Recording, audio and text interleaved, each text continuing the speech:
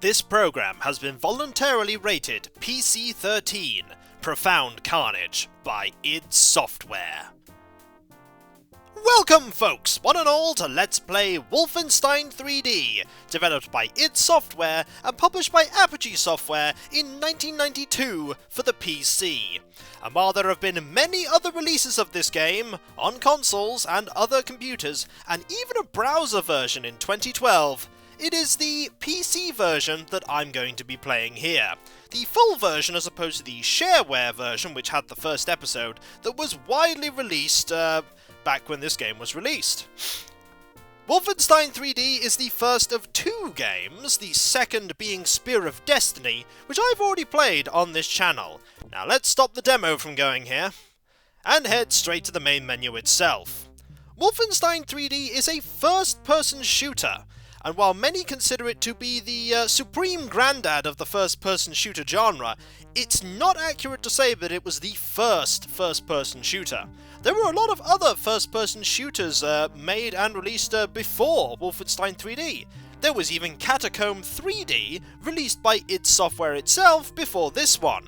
However, it is accurate to say that this was one of the first extremely successful first-person shooter games, and it was also a very fast first-person shooter game.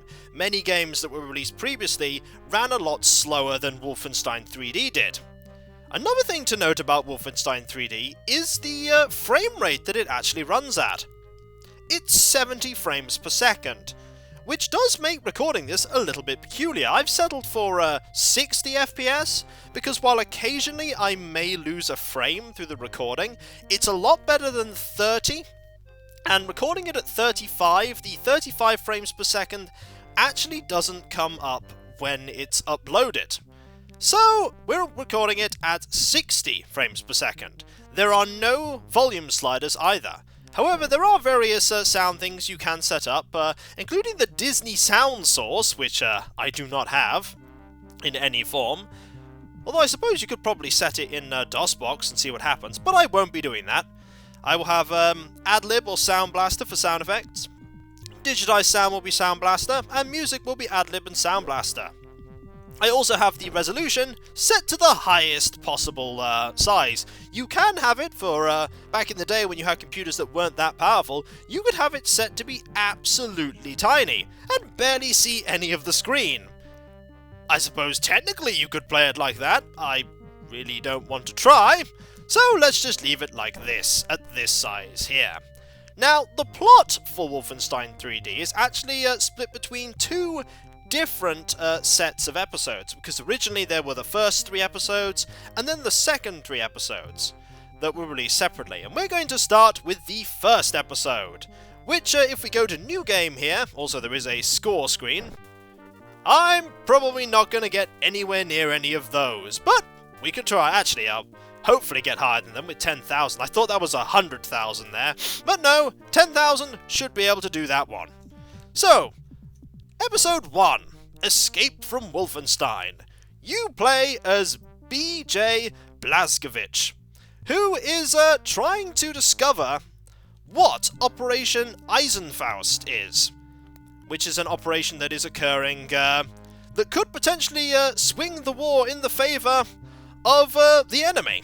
Unfortunately, Blazkowicz is captured and imprisoned in Castle Wolfenstein, hence Escape from Wolfenstein. Blazkowicz manages to overpower the guard that goes into his cell and not only get the key to escape, but also his knife and his Luger with 8 bullets.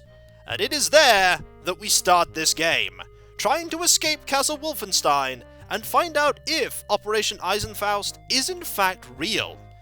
The fact that Episode 2 is called Operation Eisenfaust kind of gives that away, but let's just pretend we don't know. So, let's click Episode 1. There are 4 difficulties, a sort of precursor to the later game, Doom, which I might add, natively runs at 35 frames per second. The lowest is Can I Play Daddy, which doesn't have many enemies at all, and is relatively easy. There is also Please Don't Hurt Me, which is the second difficulty. Then Bring 'Em On, but lastly, I shall be playing on I Am Death Incarnate, like I did in Spear of Destiny. And unlike Spear of Destiny, the levels are separated into smaller chunks of about 9 or 10 levels, so I won't be able to collect the chain gun on level 2 and then hold on to it for the rest of the game. Every single starting episode, you start with a pistol and a knife and a few bullets. So without further ado, let us step back into video gaming history, into Wolfenstein 3D, and go escape Castle Wolfenstein. Get psyched. Here we are. We have the dead guard that we overpowered. We also have our pistol. We also have our knife. 1 selects the knife. 2 selects the pistol. You can technically control this with the mouse. I don't know why you'd want to. You might as well just control it with the actual keyboard. So, spacebar opens doors, control shoots, and Alt allows you to strafe as long as you hold it. Enemies in this game actually take a variable amount of bullets to actually kill. Sometimes it'll take 1, sometimes it'll take more. And we're about to find some of these enemies. Let's head out and actually find them. You'll also note that the ceiling here and the floor does not really have any texture. That's something with the game engine that allowed it to run as it does. Now, unfortunately, these guards don't stand much of a chance because of all the levels in any first-person shooter, Wolfenstein 3D is the one that I remember where pretty much all the enemies are, because I played through the first level of this a lot. There is an enemy over here. They are alerted to my presence, and unfortunately, I start as I mean to not carry on by getting shot. You saw there that they were alerted to me being there and tried to zigzag their way towards me. And while one of them took a few bullets to take down, the second one took 1. Here are some cell doors. We can't go in them. Here's food! Restores 10% health. There'll also be some food in here. Didn't help any of the people in here, but it'll help me. There's also more food in here. But more importantly, there's another enemy in here that we shall shoot. Aha! Got you. And there's more in here that you really don't want to actually get hit by. Now, my knowledge of these levels is really going to start dipping once we leave this actual level, because, oh, he's in such position that the door is actually jammed open and won't shut. There is another guard in here. I need to find where he is. Oh, he's not here right now. Oh, I usually thought there were 2 guards. My mistake. Oh, there he is. He paths in. There's also a dog there. Dogs take 1 shot, and they zigzag a lot, which means you don't want them in an open area. There we go. That might have alerted the guards down here. Yeah, alerted the guard down here. And I just got hit a few... Oh! You see there that I got dealt quite a lot of damage there. But fortunately, there's a fair amount of health in this level. And some more dogs. There's actually health in here, too. There are a number of health pickups. One of them is dog food. It restores a small amount of health. Not only is there that, there's also the meat that I'm actually going to go back and get, because in this game you really don't want to take things and leave them to chance. You don't want to leave them to chance, especially when the enemy can hit you for a lot of damage. There's also medkits, and there are also orbs. You'll notice we have lives, which is a big difference to other first-person shooter games that are released later. Every time we die, we'll start the level again with only a pistol, 8 bullets, and a knife, and be given another chance to get in and complete it.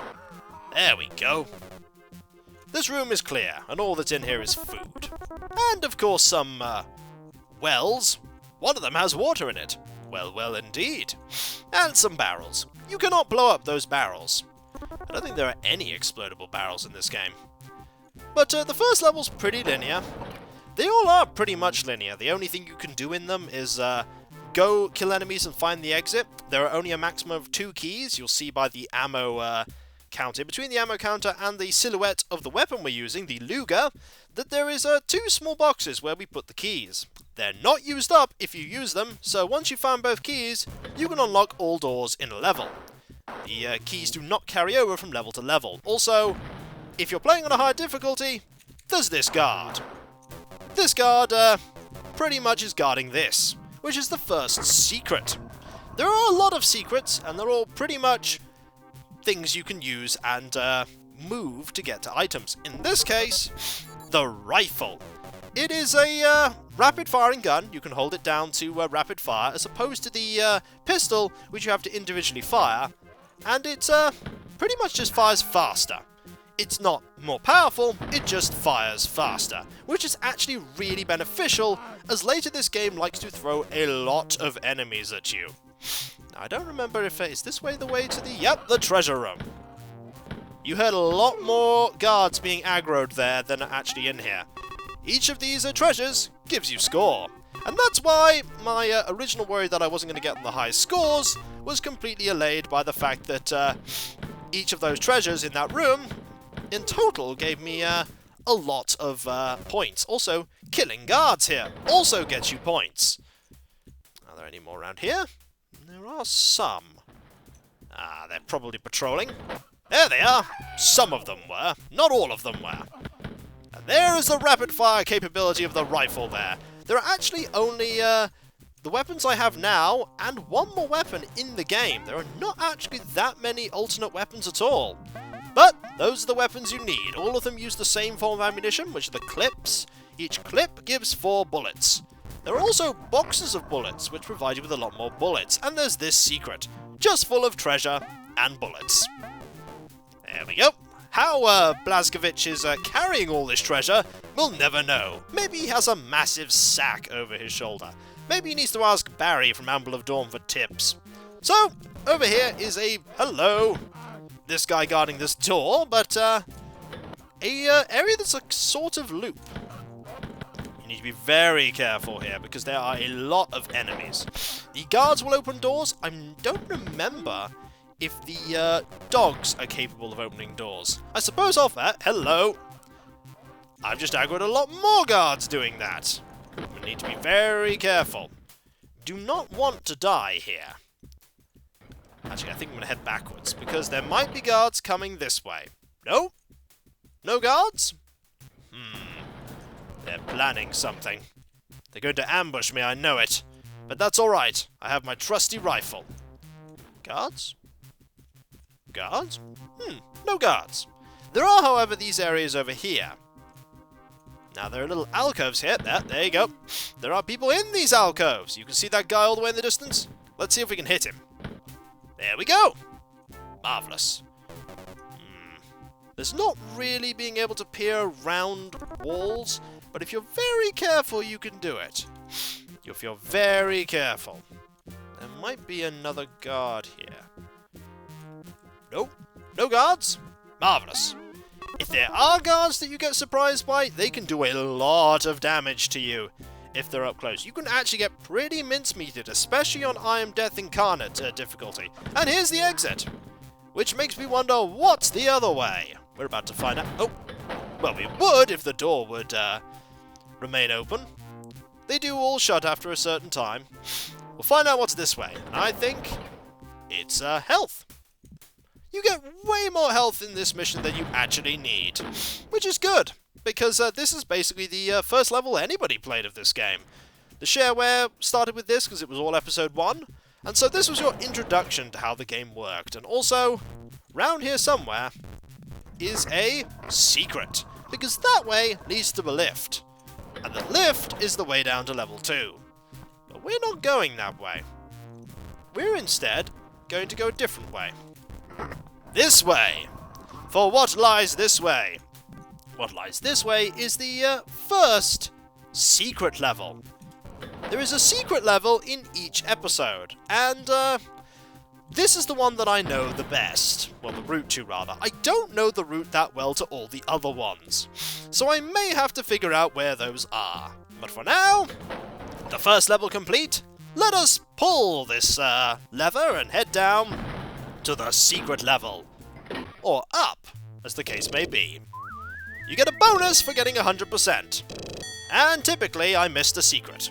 I think I always miss that secret. I never actually know where it is. So, if you get 100%, you get a bonus. And I imagine the 5% treasure was stuck behind that remaining secret. Let's go to floor 10.